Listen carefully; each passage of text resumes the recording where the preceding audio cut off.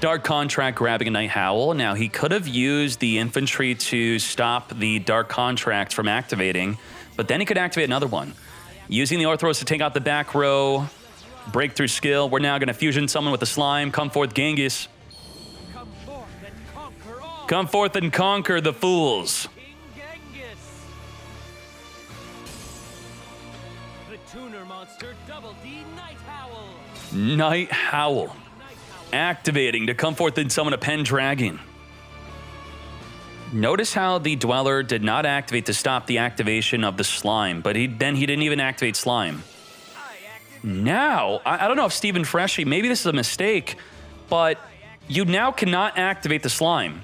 The slime will not be able to summon a monster from the hand. The answer of it being soccer or football is who has the bigger army. That's right.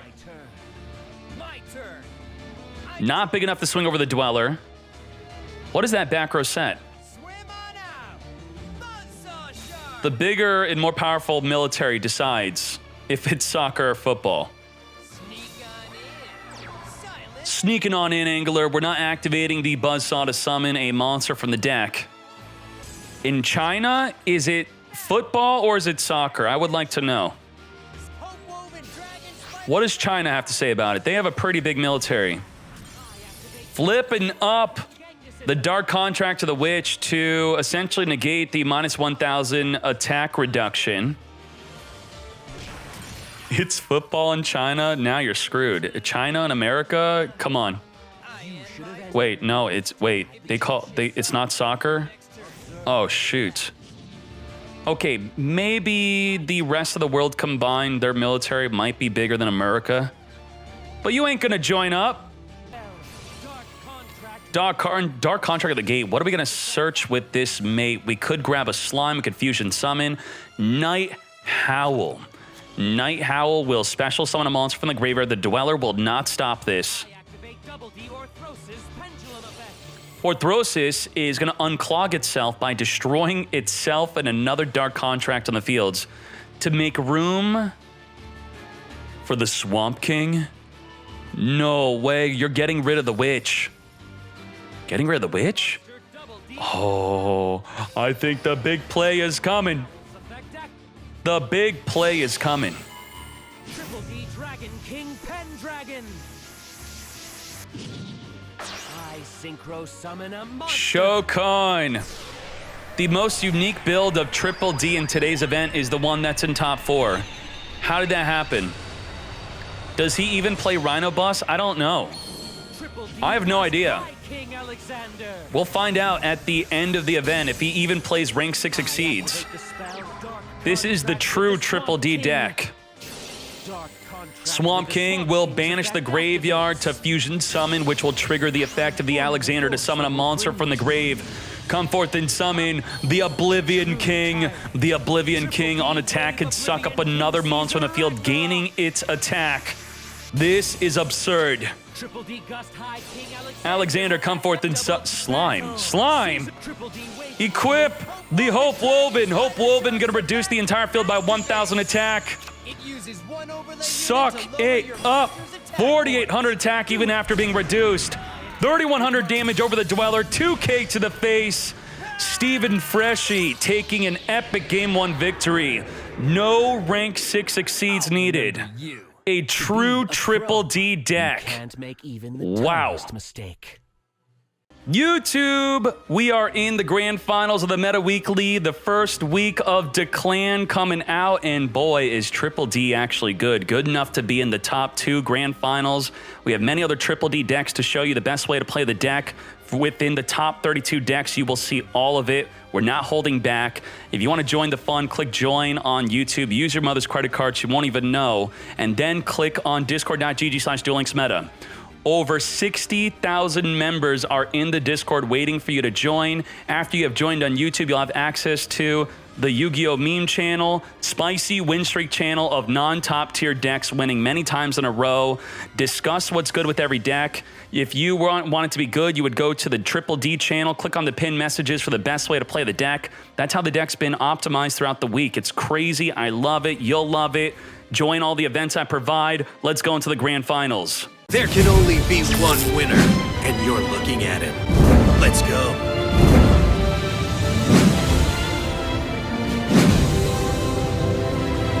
Raymond at the top, Steven Freshy at the bottom. Let's go. This is the grand finals. If you're watching live on Twitch, you can vote for who you think's going to do well. And they think the new Triple D is better than Harpies. That is insane. That is huge. New Tier 1 Triple D Declan. Kepler on Summon's going to search for a Dark Contract of the Gate. Dark Contract of the Gate is going to search your deck for a Double D monster. Now, the downside with the Dark Contracts is you lose 1,000 life during your standby phases, but the skill, Dark Contract Procrastination, you skip your standby phase. That's insane. So you take no damage from your Dark Contracts, no more downside. You just get to use them every turn for free. Slime is going to discard itself and the Pendragon to fusion summon on the first turn. What turn 1 play are we making? Now, many other Triple D players are making turn 1 Rhino Buses, but not Steven Freshy. I don't think he even plays Rhino Bus. I know many people are upset about Rhino Bus being back, but Steven Freshy says, no, I like this way. This is my way, the Triple D way. Making a D-Arc. Now, by the way, D-Arc alone is destroying Melodious.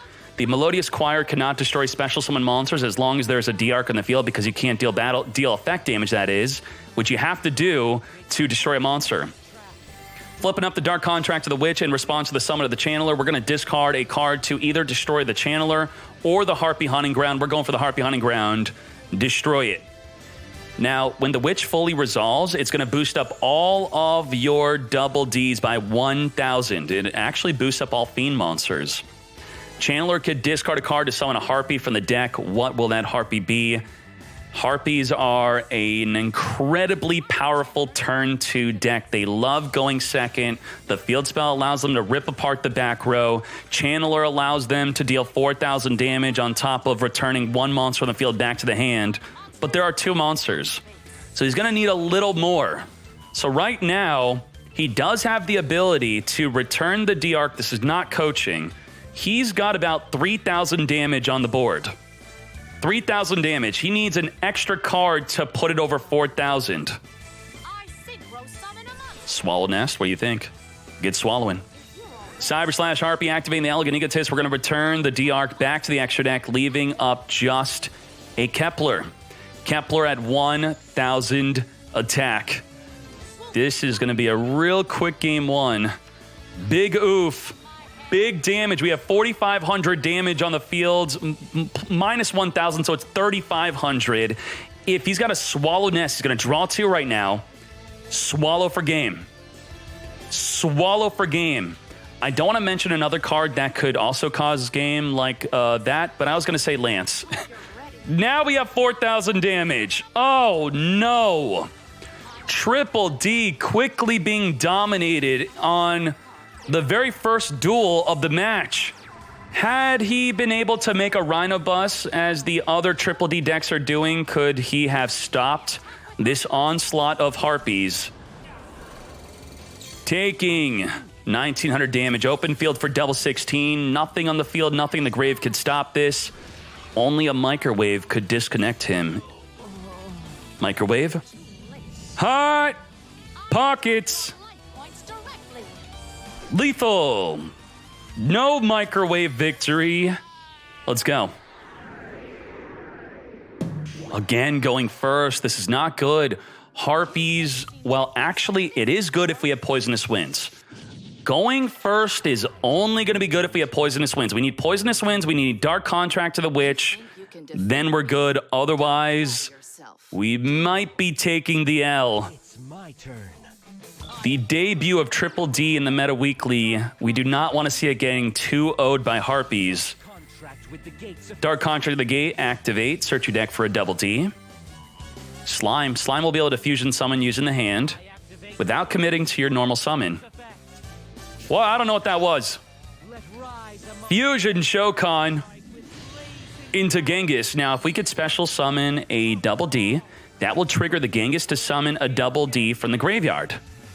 So what Slime does, its second effect is not only Fusion Summon using the hand, it can banish to special summon a Double D from the hand, triggering the Genghis. It sounds complicated, but it really isn't. Special summoning the Orthros. Now, the Orthros has a restriction. If you special summon it, you can only special summon Double Ds for the rest of the turn. That's it, you're restricted. Wave King Caesar. This card is kind of cool. I'm not going to say nuts, not crazy. What it does is it's anti-destruction. If any of your monsters are destroyed, you'll resummon them at the end of the battle phase. But Harpies, they don't really destroy. They return your monster back to the extra or the hand. Not really good against Harpies. You could be saying right now, why didn't he make a Patriarch? Is he a fool? Well, he couldn't. He could not make the Patriarch. The Orthros says that when this card is special summoned, you cannot special summon for the rest of the turn except Fiend-type monsters. Fiend-type monsters only. Baphomet, I think, also puts a restriction on you. These are cards that are not really being used in other Triple D decks, so it is quite different and interesting. If you activate Baphomet to change the level of another monster, then you're restricted to Double D monster summoning only. Another card that does not allow you to make a Patriarch, which is the main counter to Harpies. It prevents having more than one Harpy on the field. Harpy Hunting Ground, taking out the Dark Contract to the gate. It is worth noting, had he kept the Orthros in the hand, Orthros is also a hand trap. When you take battle or effect damage, you could special summon this card from your hand. Special summoning from the hand is good for blocking an attack. So was it worth it? Was it a good idea to even make the Caesar? Many people can argue that it would be better to not even exceed. Just leave 3 monsters on the field. Extra blockage. You have to protect yourself from losing this turn at all costs. So we'll see. Thanatos being restricted to Fiend-type monsters only. Requiring 2 dark monsters, you could detach a material. This face-up card is unaffected by other monster effects this turn. Unaffected by a Cyber Slash Harpy. Maybe that could be an idea. Cyber Slash Harpy. On the activation of a spell or trap, we will return any monster on the field back to the hand. Elegant Egotist. Wave King Caesar is going to chain link block the Cyber Slash Harpy, preventing it from returning a monster on the field back to the hand. But if he has another spell, then he's going to do it again. There you go. Feather Rest. Feather Rest are going to return 3 Harpies in the graveyard back in the deck, draw 2, and return a monster on the field back to the hand. Get returning. Returning the Stinkin'. Not sure on what to return. He's not sure what he wants to put back in the extra deck or put into the grave. Will there even be the end of the battle phase, though? The Feather Rest is threatening to draw into a potential Swallow Nest. Will Swallow Nest be enough for lethal? Yes, I believe so. Yes or no? Actually, because he did not return the Caesar, so maybe things are a bit different. The Harpy Hunting Ground boosting up the field further. Now, I think the Swallow Nest is definitely going to be lethal, yeah? 700 damage, activating the Caesar to add a Dark Contract card to the hand, adding a Gateway. That will not protect him. If he had an Orthros in the hand, he could summon it right here, right now. The end of the battle phase is happening. No Swallow Nest. Yes! Thank you! Thank you! Rise, Wave King Caesar, come back onto the field. Oh my, we might be having a game 3. My turn. Now he's going to burn for 500 for each monster summoned. It's okay though, he's at 1,000 and the Dark Contract will burn him for another 1,000, but with the skill he could skip his standby phase and not burn for anything.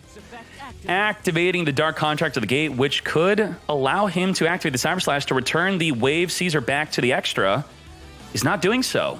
So that means Raymond is up to no good, holding on to the Cyber Slash effect. That tells me that the back row card is definitely activatable, right? He's going to save his back row activation, saving the Cyber Slash to return a monster on the field back to the extra. Dark Contract to the Swamp King, normal summoning a DD Night Howl. Night Howl will special summon a monster from the graveyard, special summoning the Baphomet. Baphomet can change the Night Howl to a level 4. And then we could rank 4 exceed into what? Another Caesar? Or we could just make a level 7 Synchro. I'm not really sure what's going to come from this. I'm going to be surprised by whatever he does. Maybe he plays another Wave King Caesar. Believe it or not, I have not looked at his deck list. I want to stay surprised. Looks like Raymond doesn't know either what will happen, so he's just going to preempt, he's just going to Lance. He's going to Chalice, that is, negating the Night Howl from summoning a monster from the grave. I don't even want to wait to see what you're about to do. Now we're activating the Cyber Slash Harpy, returning the Wave Caesar back to the extra. If he does not have a way to deal with the Night Howl on the field, that's it. It's lethal damage at 1,000 life. He's got to do something with it. We do have the Swamp King effect to fusion summon using the hand, field, or grave. 4,000 life Harpies, though. What is the play? Contract with the Swamp King's effect activates. Activate. Swamp King. Hand, field, grave. He can use all 3 to fusion summon, banishing 2 Double Ds, Baphomet, and the Orthros to summon. Maybe something to synchro with. Oracle King Diarch. Oracle King Diarch will be 2,800 attack, not big enough to swing over the Cyber Slash, but it is level 7. We are synchroing. Synchroing into the High King Alexander. High King Alexander, if you were to summon another Double D alongside it, it will summon a Double D from the grave. 3,000 attack, still not big enough to take out the Cyber Slash Harpy. We can at least swing over the smaller Harp. Wait, how are you boosted? 3,300 attack? Oh no, the Harpy Lady 1 boosted up all wind monsters on the field. No way. How is this wind? Your own Harpy helped him. Harpy on the ground, taking out the back row, Dark Contract to the gate. Chandler discarding a Harpy to summon a Harpy from the deck. It's a GG, anyway, we're going to see. We're going to see. That was a nice surprise. I thought all the Double Ds were dark. What the? Oracle activating. We're going to Synchro Shokan. Oracle will add back a Harpy card in the graveyard during the end phase. I don't think there will be an end phase, though. We are Synchro Shokaning into a Cyber Slash Harpy. That will trigger the effect of the Harpy Hunting Ground, activating the effect of the Cyber Slash to return the High King Alexander back to the extra deck. Stephen Freshy, please tell me you play Kiteroid, right? There are no semi-limits within Triple D. He could be playing Kiteroid. Why not? You're playing Kiteroid. I know you are. Stephen Freshy, you are the chosen one. No! I mean, I'm not biased at all. Congratulations. Raymond, yes. Great. Well done. 2-0. Harpies again winning. The 20th tournament in a row. Yes. Top deck list of the 1 Meta Weekly, right behind Meta Weekly 200. Dkayed came. He saw, he conquered 8 Triple D in the first week. I could not believe that. Harpies are too dominant right now, but maybe in the next event, there'll be more Triple Ds. That'd be great to see. Let's start from the bottom. Harpies, not much to say here. Cool, Harpies. Now, did they change their side deck to get ready for the Triple D? Looks like they didn't. More Harpies, moving on. We have Allured by Darkness. So this, if you want to play some Thunder Dragons, non-fusion area. We really are trying to counter the freaking Melodious. And now it also works against Triple D. Triple D and Melodious, non-fusion area, even Gaia, defusion, anti-fusion. How is Boojins in the top 32? Galaxy Photon. I don't remember if I've made a YouTube video about the Boojins playing this. Interesting. Galaxy Cyclone, Photon lead. All right. Gonna move on. Cool. I'm gonna yoink that deck. I'm gonna steal it. Noble Knights also. This is a great surprise. Triple Parallel Twister with the field spell.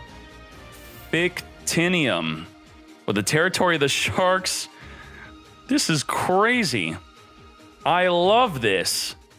Why are there so many interesting decks in the top 32 today? What happened? This is great. Triple D. Now let's get in. Let's get in. The Orthros is going to be big. Orthros is going to be, how good do you want your turn 2 to be? Turn 2, pop a back row. If you want a better turn 2, you play more. Another triple D. We have triple Orthros. Very good turn 2 for popping the back row. 2 level 6s still. Now, a DD Ghost, but no Night Howl. DD Ghost will allow us to make a Cyber Slash Harpy quite consistently. Very good. Another Harpy, Jakey, exclamation mark Jake in the chat. Love you, my friend. Great. Thank you, thank you. Let's go. More Harpies. Moving on. Yo, Senju. Water Exceed. Nothing interesting here. Moving along. Ivan. 4 level 6s.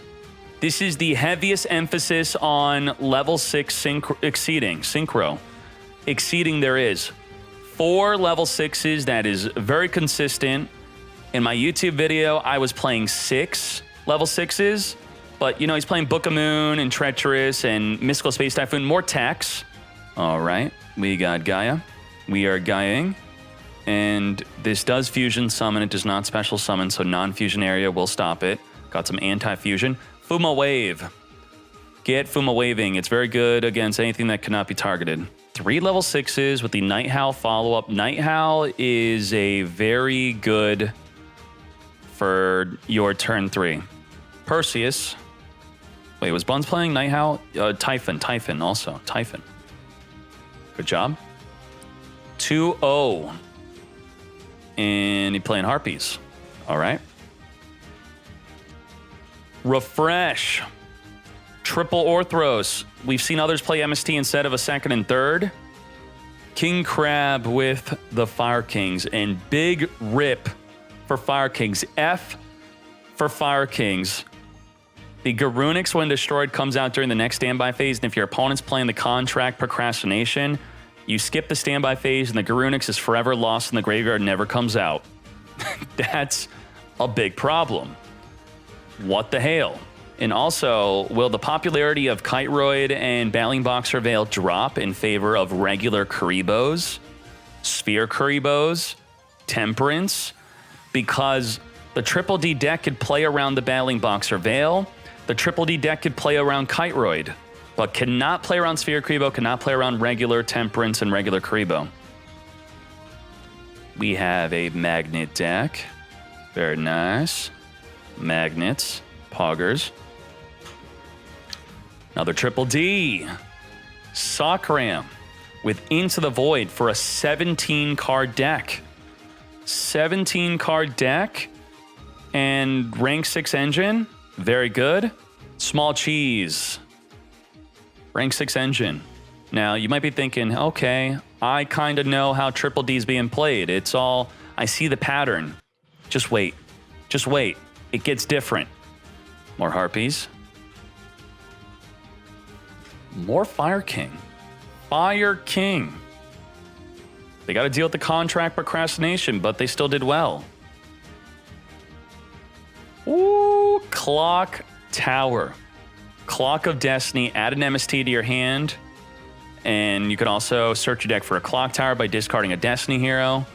Summon the Dreadmaster. 30, 200 attack if you have 2 Destiny heroes in the graveyard and or on the fields. And then nothing can be destroyed that turn. Very nice. I enjoy this deck a lot. Oh, yeah. Azuya. Water Exceed. Chronomaly. Gateway to the another dimension. Darly. Good job, Darly. Second place Triple D. This is the most different Triple D deck among all of them. All of them were focusing on rank 6 exceeding. This is the only one that was not. There's no rank 6 exceed. There's no Rhino Bus. This looks good. Great. Stephen Freshy. People love it. The focus on High King Alexander instead of Rhino Bus, that won me over. I need to try this out. This is a yoink. Yoink. And then first place Harpies, Raymond R. Very good. Good job, Raymond. Good job to everyone.